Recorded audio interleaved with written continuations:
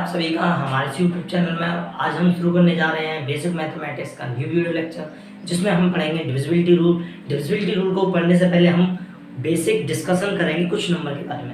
Class 5th के standard के level में किस किस टाइप का नंबर के बारे में आपको पढ़ना है और उसके ऊपर डिफरेंट आपको प्रॉब्लम करना होगा। यानी फैक्टर एंड मल्टीपल चैप्टर को आगे चलते हुए अब कुछ कंटिन्यू करने जा रहे हैं। सबसे पहले हम पढ़ेंगे होल नंबर। होल नंबर क्या होता है?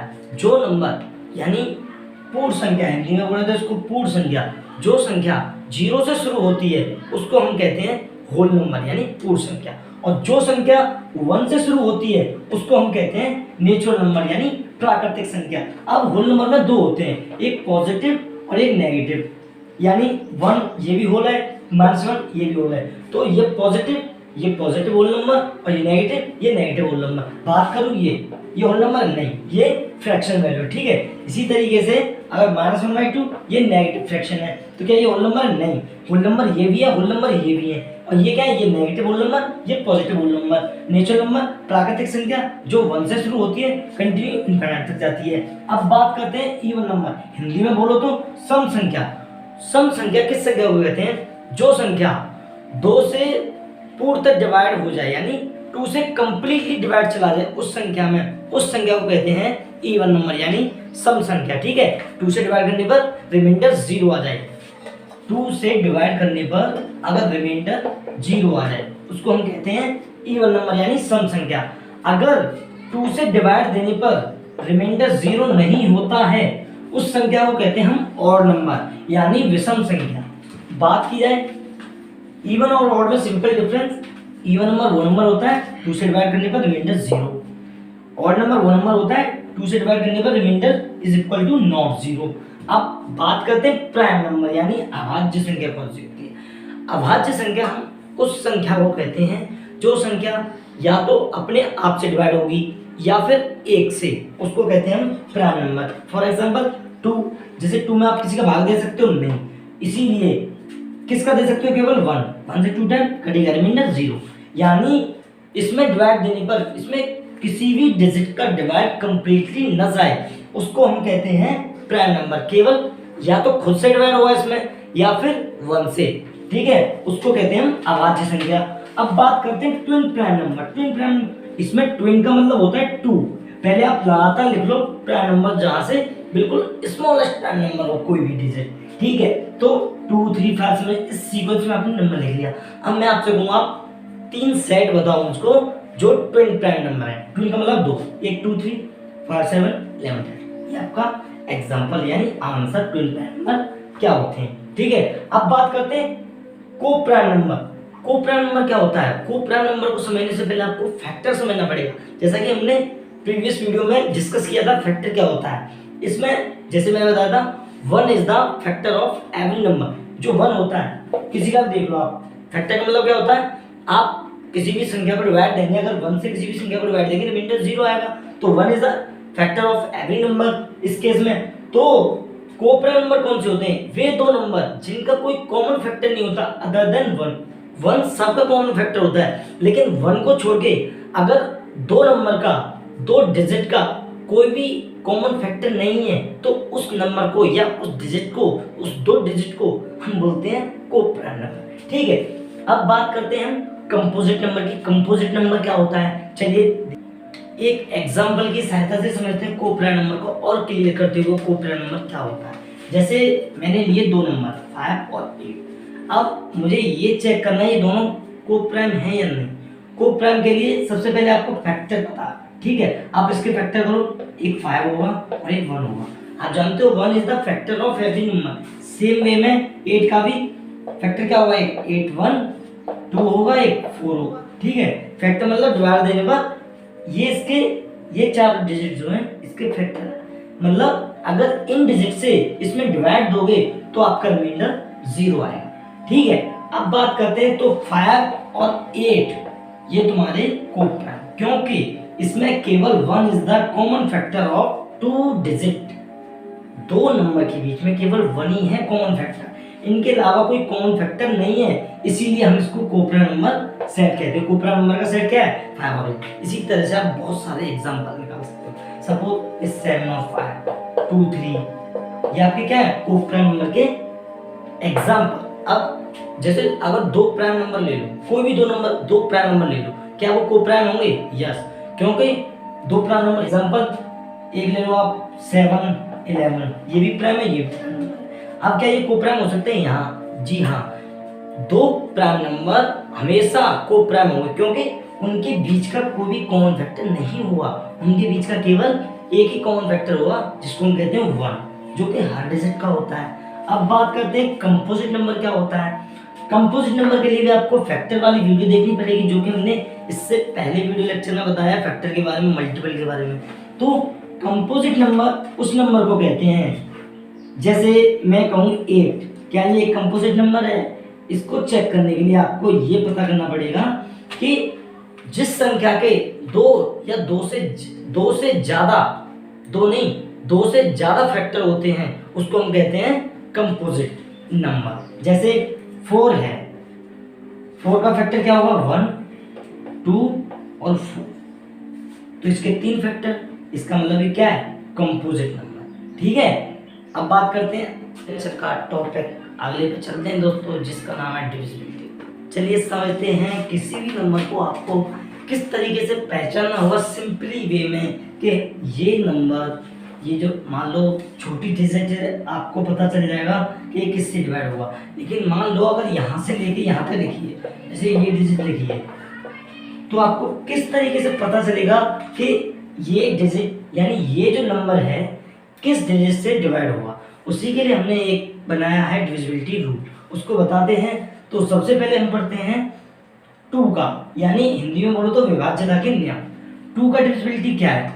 जैसे हमने आपको बताया इवन नंबर, यानी किसी भी संख्या का, किसी भी नंबर का अगर यूनिट प्लेस यानी वंस प्लेस अगर उसका इवन है तो उसमें 2 का डिवाइड कंप्लीटली चला जाएगा, यानी रिमाइंडर 0 हो जाएगा। डिविजिबिलिटी का मतलब है डिवाइड देने पर किसी डिजिट से रिमाइंडर 0 हो जाना। अब बात करते हैं 3 की। जैसे 2 के लिए एग्जांपल लो तो आप 46 ले लो, ठीक है, या फिर आप इतना बड़ा एग्जांपल ले लो, ठीक है। अब आपको कैसे पता चलेगा कि ये डिजिट में 2 का डिवाइड चला जाएगा या नहीं? आप 2 का डिवाइड देख लो, लेकिन उसकी ट्रिक है, आप उसका यूनिट प्लेस देख लो। यूनिट प्लेस अगर वो इवन है तो उसमें 2 का डिवाइड कंप्लीटली चला जाएगा, यानी रिमाइंडर 0 हो जाएगा।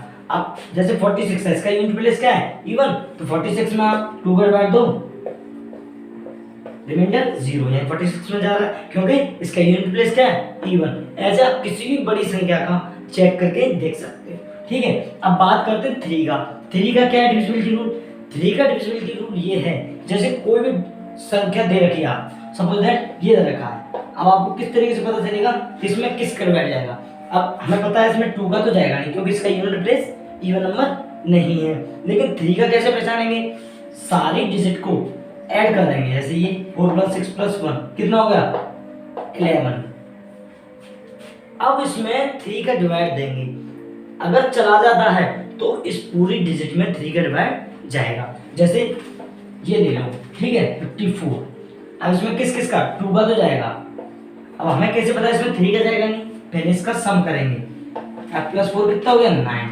क्या 9 में 3 का जाएगा? सिंपली छोटी डिजिट है, आप डिवाइड देके दे सकते हैं, रिमाइंडर 0 आएगा। तो इसका मतलब ये है कि 54 में भी 3 का डिवाइड कंप्लीटली चला जाएगा, ठीक है। अब बात करते हैं 4 के लिए क्या, यानी 4 के लिए ये डिविजिबिलिटी रूल है कि लास्ट की 2 डिजिट, जैसे ये मान लो, ठीक है। अब मुझे कैसे पता चलेगा कि इसमें 4 का डिवाइड जाएगा या नहीं? 2 का तो नहीं जाएगा क्योंकि इसका यूनिट प्लेस क्या है? ऑड। इवन होता तो 2 का चला जाता। अब इसमें 3 के लिए क्या करेंगे? सबको ऐड करके देखेंगे और फिर 3 से डिवाइड दे देंगे, अगर रिमाइंडर 0 आ गया तो 3 का इसमें चला जाएगा, ठीक है। अब 4 के लिए लास्ट की 2 डिजिट देखते हैं और उसमें 4 से डिवाइड देते हैं, अगर कंप्लीटली चला जाता है, रिमाइंडर यानी 0 आ जाता है लास्ट की 2 डिजिट में, यानी 10th प्लेस तक, तो हम कह देंगे ये पूरी जो नंबर है इसमें 4 से डिवाइड चला जाएगा, ठीक है। कुछ एग्जांपल लेंगे, थोड़ा आगे और बताएंगे। जैसे अब 5th का किस तरीके से पहचानेंगे? 5th केस में भी आपको यूनिट डिजिट को देखना होगा।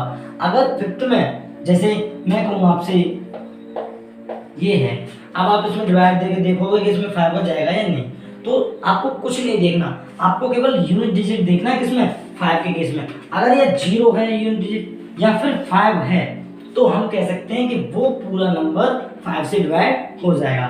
ठीक है, अब 6 की बात करें, 6 में कैसे पता चलेगा, 6 में इस तरीके से पता चलेगा कि जो नंबर 2 से भी डिवाइड होगा और 3 से भी डिवाइड होगा तो वो पूरा नंबर आपका 6 से भी डिवाइड होगा। जैसे 54 है, 54 है, आप इसमें 2 का भी देख सकते हो क्योंकि इसका यूनिट डिजिट क्या है, इवन, तो इसमें 2 का चला जाएगा। 3 के केस में दोनों को ऐड करके देखो कितना हो रहा है, 9, तो इसमें 3 का भी चला जाएगा। इसका मतलब क्या है, इसमें 6 का भी जाएगा, 6 9 या 54, रिमाइंडर इज 0। ठीक है, अब बात करते हैं 7 और 11, थोड़ा इंपॉर्टेंट है तो इसका भी लास्ट में बात करेंगे, 7 और 11 का डिविजिबिलिटी रूल। उससे पहले बात करते हैं 8 9 और 10 का। 8 का क्या होता है, जैसे आपका 4 का देखा आपने, 4 के कोई भी नंबर लिखा है, अगर उसमें चेक करना है कि इसमें 4 से डिवाइड जाएगा कि नहीं, तो उसकी लास्ट की 2 डिजिट में डिवाइड दोगे 4 का, रिमाइंडर 0, तो इसका मतलब 4 से जा रहा है। सेम केस 8 के लिए ये है, आपको लास्ट की 3 डिजिट देखना है। जैसे मैं आपसे बोलूं ये है, अब मैं आपसे पूछूं इसमें 8 का डिवाइड जाएगा या नहीं, तो आपको 4 के केस में आपने ये देखी थी, लेकिन 8 के केस में आपको ये 3 डिजिट लास्ट की इसमें डिवाइड दोगे, डिवाइड देने के बाद अगर रिमाइंडर 0 आ जाता है तो इसका मतलब 8 का डिवाइड 8367 में भी पूरा चला जाएगा। अब बात करते हैं 9 के लिए सेम प्रोसेस 3 का। अगर 9 जैसे 3 में क्या था कि सारी डिजिट का सम करके 3 से डिवाइड दे दो, रिमाइंडर 0, इट मींस जो पूरी नंबर है, जो पूरा नंबर दिया हुआ है आपको, वो नंबर 3 से डिवाइड होगा। सेम केस 9 का है, आपको कोई भी नंबर दिया हुआ है, उस नंबर की सारी डिजिट को ऐड कर दो और उसको 9 से डिवाइड मारो, अगर रिमाइंडर 0, तो इसका मतलब वो पूरा नंबर भी 9 से डिवाइड होगा और रिमाइंडर 0 आएगा। अब बात करें 10 की। 10 का क्या है, सेम केस 5 का। जैसे 50 के केस में क्या था, अगर उसका यूनिट प्लेस 0 है या 5 है तो उसमें 5 का डिवाइड कंप्लीटली चला जाएगा। 10 के केस में अगर यूनिट डिजिट 0 है तो उसमें 10 का ऑब्वियस है कि आपका 10 का कंप्लीटली डिवाइड जाएगा। अब बात करते हैं 7 और 11 की, थोड़ा इंपॉर्टेंट वे में। ठीक है, अब बात करते हैं दोस्त 7 का डिविजिबिलिटी रूल और 11 का क्या है। जैसे मान लो आपका कोई नंबर दिया हुआ है, 7 के लिए किस तरीके से चेक करना है। जैसे 154 दिया हुआ है, अब आपको कैसे चेक करना है, ट्रिक के वे से कि इसमें 7 का डिवाइड चला जाएगा या नहीं। इसमें भी आपको यूनिट प्लेस देखना है, उसमें 5 का मल्टीप्लाई करना है, बाकी डिजिट एज इट इज। 5 को 4 का 5 में मल्टीप्लाई किया कितना हो गया, 20 को इसमें ऐड कर देना है, कितना हो गया 35। उसके बाद इसमें 7 का डिवाइड मार देना है तो चला गया। इसका मतलब ये है कि 154 में भी आपका 7 का डिवाइड जाएगा। एक और एग्जांपल, जैसे 2 3 7 6, मैं कैसे चेक करूं कि इसमें 7 का जाएगा, 2 का चला जाएगा, 3 का सम करके देख लो, 4 का लास्ट की 2 डिजिट में देख लो, 5 के लिए लास्ट की यूनिट है 0 या 5 हो, 6 के लिए अगर 2 से भी जा रहा है 3 से भी जा रहा है तो 6 से चला जाएगा। 7 के लिए चेक करते हैं, 7 के लिए आपको यूनिट डिजिट में 5 को मल्टीप्लाई करो, इस डिजिट को एज इट इज, कितना हो गया 30, उसको ऐड कर दो, कितना हो गया 267। अब भी नहीं पता चल रहा है, अगर आपको अब भी डिजिट बड़ा लग रही है तो 267 को एज इट इज लिखो, 7 में फिर मल्टीप्लाई करो 5 का और 26 एज इट इज, मान सकते 35, इसको ऐड करो, ये आपका 61, इसको सिंपली दे सकते हो, 7 का डिवाइड मारो, इसमें नहीं जा रहा तो इसका मतलब ये है 2376 में भी 7 का डिवाइड नहीं जाएगा। अब बात करते हैं दोस्त 11 की। 11 में किस तरीके से आपको पता करना होगा कि 11 का डिविजिबिलिटी रूल क्या है, यानी अब बात करते हैं हम 11 की। 11 वाला इससे भी थोड़ा अलग है 7 वाले से। किस तरीके से, एक एग्जांपल की सहायता से चलते हैं। ठीक है, 11 वाले में आप इस तरीके से एक साइकिल चलाओ, ठीक है, ये साइकिल,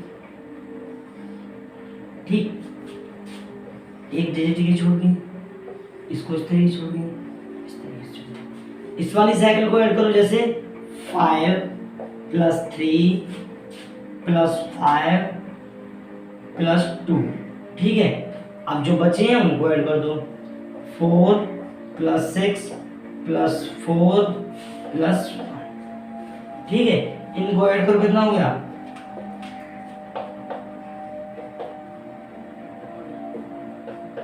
अब इन दोनों का डिफरेंस निकालो, कितना हुआ 0। अगर इन दोनों का इस तरीके से डिफरेंस करने पर 11 से डिवाइड हो जाता है तो वो पूरा नंबर आपका 11 से डिवाइड होगा। ठीक है, जैसे एक सिंपल एग्जांपल 121 ले लो, तो इन दोनों को ऐड करो, 1 + 1 कितना हो गया 2, और ये 2, ये भी 2 है, तो 2 - 2 0। अब 11 से आप 0 में डिवाइड दोगे तो चला जाएगा, 0 डिवाइड बाई 11, तो आपका आंसर कितना आएगा 0। ठीक है, इसका मतलब ये निकलता है कि आपका 11 का डिवाइड इसमें भी जाएगा। सेम वे अब एक और एग्जांपल लेते हैं। ठीक है, 5 + 2 + 6, 3 + 1, ये कितना हो गया 13, ये 4। इन दोनों का डिफरेंस 13 - 4 = 9। क्या 9 में 11 का डिवाइड चला जाएगा कंप्लीटली? नो।